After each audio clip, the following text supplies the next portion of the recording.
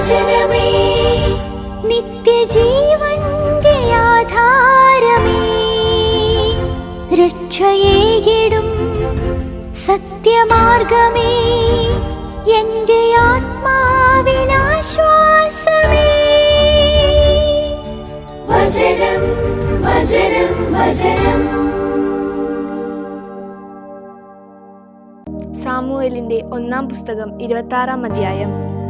അരണ്യത്തിനു മുമ്പുള്ള ഹക്കീല കുന്നിൽ ഒളിച്ചു പാർക്കുന്നത് ദാവീദല്ലേ എന്ന് ചോദിക്കാൻ സിഫുകാർ ഗിബെയായിൽ സാവൂളിന്റെ അടുക്കൽ വന്നു. സിഫ് മരുഭൂമിയിൽ ദാവീദിനെ തിരയാനൊരുങ്ങി. സാവൂൾ സിഫ് മരുഭൂമിയിലേക്കിറങ്ങി. അവനോടൊപ്പം ഇസ്രായേൽ യുവാക്കളായ 3000 പേരുണ്ടായിരുന്നു. അരണ്യത്തിനു മുമ്പുള്ള ഹക്കീല കുന്നിൽ വഴിയോട് ചേർന്ന് സാവൂൾ പാളയമടിച്ചു. ദാവീദാകട്ടെ മരുഭൂമിയിലാണ് താമസിച്ചിരുന്നത്. സാവൂൾ തനിക്ക് പിന്നാലെ മരുഭൂമിയിലെത്തിയിട്ടുണ്ടെന്ന് ദാവീദ് കണ്ടു. ദാവീദ് ചാരന്മാരെ അയച്ച് സാവൂൾ വന്നിട്ടുണ്ടെന്ന് ഉറപ്പായും മനസ്സിലാക്കി. ദാവീദ് എഴുന്നേറ്റ് സാവൂൾ പാളയമടിച്ചിരുന്ന സ്ഥലത്തേക്ക് ചെന്നു. സാവൂളും അവന്റെ സൈന്യാധിപനും നേറിന്റെ മകനുമായ അബ്നേറും കിടക്കുന്ന സ്ഥലം ദാവീദ് കണ്ടു. സാവൂൾ യുദ്ധമറയിൽ ശയിക്കുകയായിരുന്നു. ജനം അവനു ചുറ്റും പാളയമടിച്ചിരുന്നു. ദാവീദ് ഹേത്തുകാരനായ അഹിമലേക്കിനോടും സെരൂയായുടെ മകനും യോവാബിന്റെ സഹോദരനുമായ അബിഷായിയോടും മാറി മാറി ഇപ്രകാരം ചോദിച്ചു: സാവൂളിന്റെ അടുത്തേക്ക് പാളയത്തിലേക്ക് എന്നോടുകൂടെ ആരിറങ്ങി വരും? അബിഷായി പറഞ്ഞു: ഞാൻ നിന്നോടൊപ്പം ഇറങ്ങാം. ദാവീദും അബിഷായിയും രാത്രിയിൽ ജനത്തിന്റെ അടുത്തെത്തി. അപ്പോൾ അതാ സാവൂൾ യുദ്ധമറയിൽ കിടന്നുറങ്ങുന്നു. അവന്റെ കുന്തം അവന്റെ തലയ്ക്കൽ കുത്തി നിർത്തപ്പെട്ട നിലയിലായിരുന്നു. അബ്നേറും ജനവും അവനു ചുറ്റും ശയിക്കുന്നുണ്ടായിരുന്നു. അബിഷായി ദാവീദിനോട് പറഞ്ഞു: നിന്റെ ശത്രുവിനെ ദൈവം ഇന്ന് നിന്റെ കയ്യിൽ വിട്ടുതന്നിരിക്കുന്നു. ഇപ്പോൾ ഞാൻ അവനെ കുന്തം കൊണ്ട് നിലത്ത് തറക്കട്ടെ. ഒറ്റത്തവണ അവന്റെ കാര്യത്തിൽ എനിക്ക് ആവർത്തിക്കേണ്ടി വരില്ല. ദാവീദ് അബിഷായിയോട് പറഞ്ഞു: അവനെ കൊല്ലരുത്. കാരണം ആരാണ് കർത്താവിന്റെ അഭിഷിക്തനെതിരെ കൈ ഉയർത്തിയിട്ട് നിർദോഷനാകുന്നത്? ദാവീദ് പറഞ്ഞു: ജീവിക്കുന്ന കർത്താവാണേ അവനെ വധിക്കുന്നത് കർത്താവായിരിക്കും.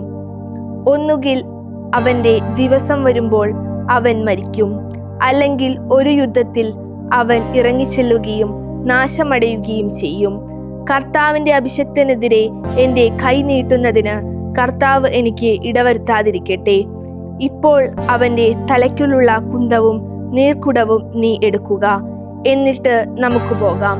ദാവീദ് സാവൂളിന്റെ തലയ്ക്കിൽ നിന്ന് കുന്തവും നീർക്കുടവും എടുത്തു. അവർ പോയി. ആരും കണ്ടില്ല, അറിഞ്ഞില്ല, ഉണർന്നതുമില്ല. എന്തെന്നാൽ കർത്താവിൽ നിന്നുള്ള ഗാഢനിദ്ര അവരുടെ മേൽ നിബന്ധിച്ചിരുന്നതിനാൽ എല്ലാവരും ഉറക്കമായിരുന്നു. ദാവീദ് അപ്പുറം കടന്ന് വളരെ ദൂരെ ഒരു മലമുകളിൽ കയറി നിന്നു. അവരിരുവർക്കുമിടയിൽ ഏറെ ദൂരമുണ്ടായിരുന്നു. ദാവീദ് ജനത്തോടും നേറിന്റെ മകനായ അബ്നേറിനോടുമായി ഇപ്രകാരം വിളിച്ചു ചോദിച്ചു: അബ്നേർ, നീ പ്രത്യുത്തരിക്കില്ലേ? അബ്നേർ മറുപടിയായി പറഞ്ഞു: രാജാവിനോട് വിളിച്ചു കൂകുന്ന നീ ആരാണ്? ദാവീദ് അബ്നേറിനോടുമായി ചോദിച്ചു: നീ ഒരു ആണല്ലേ? ഇസ്രായേലിൽ നിന്നെ പോലെ ആരുണ്ട്? എന്തുകൊണ്ട് നീ നിന്റെ യജമാനനായ രാജാവിനെ കാത്തില്ല? നിന്റെ യജമാനനായ രാജാവിനെ കൊല്ലാൻ ജനത്തിലൊരുവൻ വന്നിരുന്നല്ലോ. നീ ചെയ്ത ഇക്കാര്യം ഒട്ടും നന്നല്ല. ജീവിക്കുന്ന കർത്താവാണേ നിങ്ങളുടെ യജമാനനുമേൽ കർത്താവിന്റെ അഭിഷിക്തനുമേൽ സംരക്ഷണമേകാത്ത നിങ്ങൾ തീർച്ചയായും മരണാർഹരാണ്. രാജാവിന്റെ തലക്കിലിരുന്ന കുന്തവും നീർക്കുടവും ഇപ്പോൾ എവിടെ എന്ന് നോക്കൂ. സാവൂള് ദാവീദിന്റെ സ്വരം തിരിച്ചറിഞ്ഞിട്ട് ചോദിച്ചു: എന്റെ മകനെ ദാവീദേ, ഇത് നിന്റെ സ്വരം തന്നെയോ? എന്റെ യജമാനനായ രാജാവേ, എന്റെ സ്വരം തന്നെ എന്ന് പറഞ്ഞിട്ട് ദാവീദ് ചോദിച്ചു: എന്തിനാണ് എന്റെ യജമാനൻ തന്റെ ദാസന്റെ പിന്നാലെ ഇങ്ങനെ അലയുന്നത്? ഞാൻ എന്തു ചെയ്തിട്ടാണ്? എന്റെ പക്ഷത്ത് എന്തു തിന്മയാണുള്ളത്? ഇപ്പോൾ എന്റെ യജമാനനായ രാജാവ് തന്റെ ദാസന്റെ വാക്കുകൾ സദയം ശ്രവിക്കണം. കർത്താവ് നിന്നെ എനിക്കെതിരായി ഇളക്കിവിട്ടെങ്കിൽ അവിടുന്ന് ഒരു കാഴ്ച സ്വീകരിക്കട്ടെ. മനുഷ്യമക്കളാണെങ്കിൽ അവർ കർത്താവിൻ്റെ മുമ്പാകെ ശപിക്കപ്പെട്ടവരാകട്ടെ. എന്തെന്നാൽ നീ പോയി മറ്റു ദേവന്മാരെ സേവിക്കുക എന്ന് പറഞ്ഞ് അവർ ഇന്ന് എന്നെ കർത്താവിൻ്റെ അവകാശത്തോട് ചേർന്നു നിൽക്കുന്നതിൽ നിന്ന് ആട്ടിയകറ്റിയിരിക്കുന്നു. ആകയാൽ എൻ്റെ രക്തം കർത്തൃസന്നിധിയിൽ നിന്ന് അകലെ നിലത്തു വീഴാതിരിക്കട്ടെ. മലകളിൽ കാട്ടുകോഴിയെ വേട്ടയാടുന്നവനെ പോലെ ഇസ്രായേൽ രാജാവ് ഒരു കീടത്തെ അന്വേഷിച്ച് പുറപ്പെട്ടിരിക്കുകയാണല്ലോ. അപ്പോൾ സാവൂൾ പറഞ്ഞു, ഞാൻ തെറ്റു ചെയ്തു പോയി. എൻ്റെ മകനെ ദാവീദേ, തിരിച്ചു വരുക. എൻ്റെ ജീവൻ ഇന്ന് നിങ്ങളുടെ കണ്ണുകളിൽ വിലപ്പെട്ടതായല്ലോ. പകരമായി തീർച്ചയായും ഞാനിനി ഒരു ദ്രോഹം വരുത്തില്ല. ഞാനിതാ വിഡ്ഢിത്തം കാണിച്ചു. ഞാൻ വളരെയേറെ പിഴച്ചുപോയി. ദാവീദ് മറുപടിയായി പറഞ്ഞു, രാജാവേ, ഇതാ കുന്തം. ഭൃത്യന്മാരിൽ ഒരുവൻ കടന്നുവന്ന് ഇത് സ്വീകരിച്ചു കൊള്ളട്ടെ. ഒരുവന്റെ നീതിയും വിശ്വസ്തതയും തന്നെയാണ് കർത്താവ് അവന് തിരികെ കൊടുക്കുന്നത്. അതുകൊണ്ട് ഇന്ന് കർത്താവ് നിന്നെ എൻ്റെ കയ്യിൽ തന്നിട്ടും കർത്താവിൻ്റെ അഭിഷിക്തനെതിരെ കൈനീട്ടാൻ ഞാൻ മുതിരാതിരുന്നത്. ഇതാ ഇന്ന് എൻ്റെ കണ്ണുകളിൽ നിന്റെ ജീവൻ അമൂല്യമായിരിക്കുന്നത് പോലെ കർത്തൃനയനങ്ങളിൽ എൻ്റെ ജീവനും അമൂല്യമായിരിക്കട്ടെ. സകല കഷ്ടതകളിൽ നിന്ന് അവിടുന്ന് എന്നെ മോചിപ്പിക്കട്ടെ. സാവൂൾ ദാവീദിനോട് പറഞ്ഞു, എൻ്റെ മകൻ ദാവീദേ, നീ അനുഗ്രഹീതൻ. നീ എന്തു ചെയ്താലും നീ വിജയശ്രീലാളിതനാകും. ദാവീദ് തൻ്റെ വഴിക്ക് പോയി. സാവൂളാകട്ടെ തൻ്റെ സ്ഥലത്തേക്കും മടങ്ങി. ജ്ഞാനത്തിൻ്റെ പുസ്തകം 6-ാം അധ്യായം. ആകയാൽ രാജാക്കന്മാരെ കേൾക്കുകയും മനസ്സിലാക്കുകയും ചെയ്യുവിൻ. ഭൂമിയുടെ അതിർത്തികളിലെ ന്യായാധിപന്മാരെ പഠിക്കുവിൻ. ജനങ്ങളുടെ മേൽ ആധിപത്യം പുലർത്തുകയും അനേകം ജനതകളെ പ്രതി വമ്പു പറയുകയും ചെയ്യുന്നവരെ ചെവി ചായ്ക്കുവിൻ. എന്തെന്നാൽ അധികാരം നിങ്ങൾക്ക് കർത്താവിൽ നിന്ന് നൽകപ്പെട്ടതാണ്.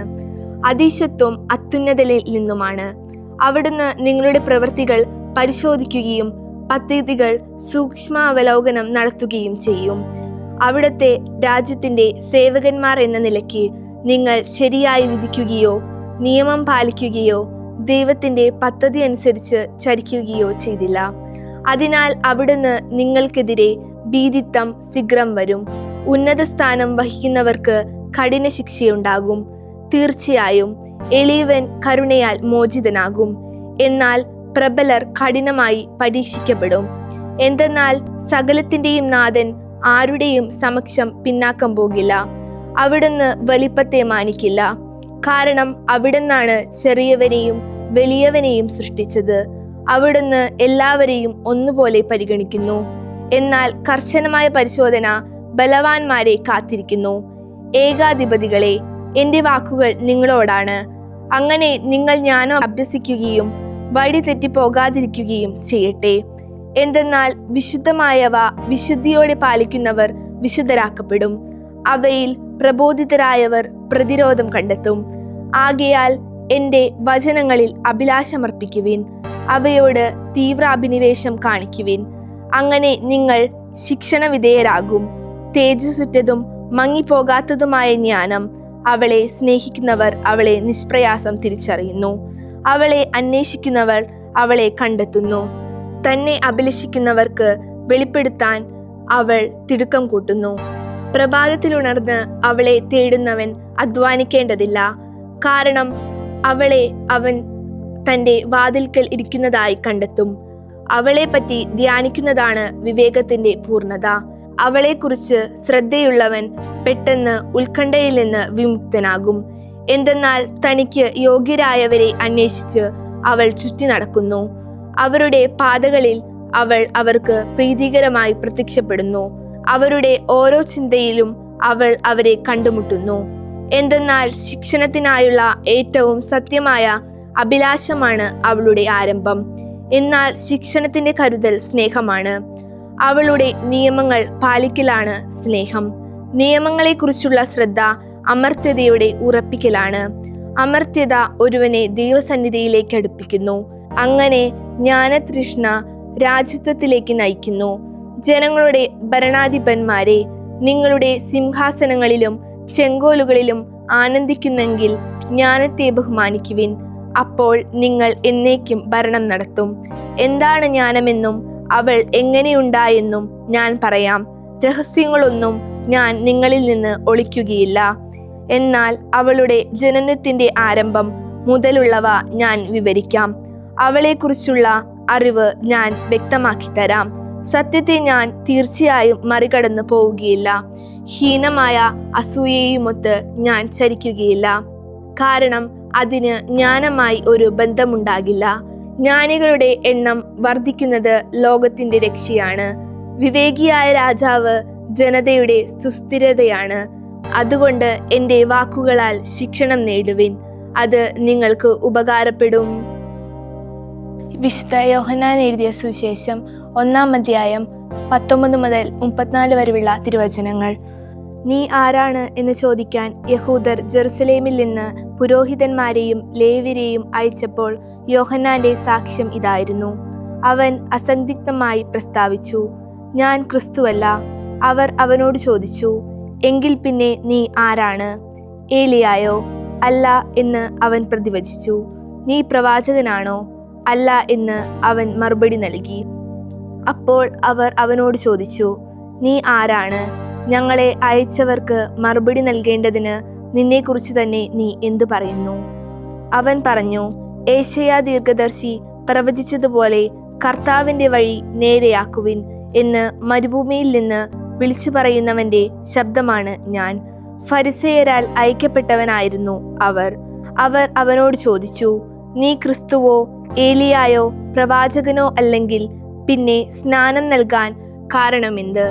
യോഹന്നാൻ അവർക്ക് മറുപടി നൽകി, ഞാൻ ജലം കൊണ്ട് സ്നാനം നൽകുന്നു. നിങ്ങൾ അറിയാത്തവൻ നിങ്ങളുടെ മധ്യേ നിൽപ്പുണ്ട്. എൻ്റെ പിന്നാലെ വരുന്നവൻ അവൻ്റെ ചെരുപ്പിൻ്റെ വാറഴിക്കാൻ പോലും ഞാൻ യോഗ്യനല്ല. യോഹന്നാൻ സ്നാനം നൽകിക്കൊണ്ടിരുന്ന ജോർദാന്റെ അക്കരെ ബഥാനിയയിലാണ് ഇവ സംഭവിച്ചത്. പിറ്റേന്ന് യേശു തൻ്റെ അടുത്തേക്ക് വരുന്നത് കണ്ട് അവൻ പറഞ്ഞു, ഇതാ ലോകത്തിന്റെ പാപം നീക്കിക്കളയുന്ന ദൈവത്തിന്റെ കുഞ്ഞാട്.